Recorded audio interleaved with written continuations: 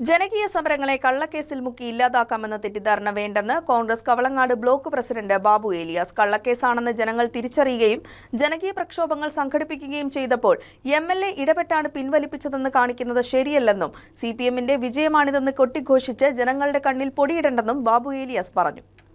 ജനകീയ സമരങ്ങളെ കള്ളക്കേസിൽ മുക്കി നശിപ്പിക്കാമെന്നുള്ള തെറ്റിദ്ധാരണയാണ് ഈ പ്രാവശ്യം മാറിയിട്ടുള്ളത്. ഈ കള്ളക്കേസ് എടുത്തതും ഇടതുപക്ഷ ജനാധിപത്യ മുന്നണിയാണ്.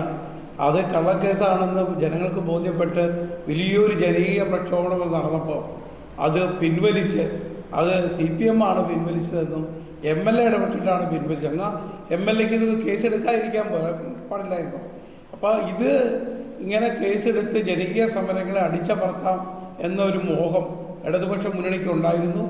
അത് ജനകീയ സമരങ്ങളിൽ മുങ്ങിപ്പോയതുകൊണ്ടാണ് ഇപ്പോൾ CPMകാർ MLA ഈ കേസ് സാധാരണക്കാരിൽ നിന്നും നമ്മുടെ പിതാവിനെയും ഉൾപ്പെടെയുള്ള പൊതുപ്രവർത്തകരിൽ നിന്ന് അത് പിൻവലിക്കാൻ തീരുമാനിച്ചിട്ടുള്ളത്.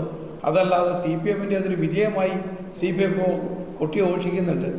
ഇതിൻ്റെ മെയിൻ കാരണം, പ്രധാന കാരണം ഇവിടെ ഈ പാവപ്പെട്ട ജനങ്ങളെ, കർഷകരെയും കർഷക തൊഴിലാളികളെയൊക്കെ ദ്രോഹിക്കുന്ന ഒരു നിലപാട് ഫോറസ്റ്റിൻ്റെ ഭാഗത്തു നിന്നുണ്ട്.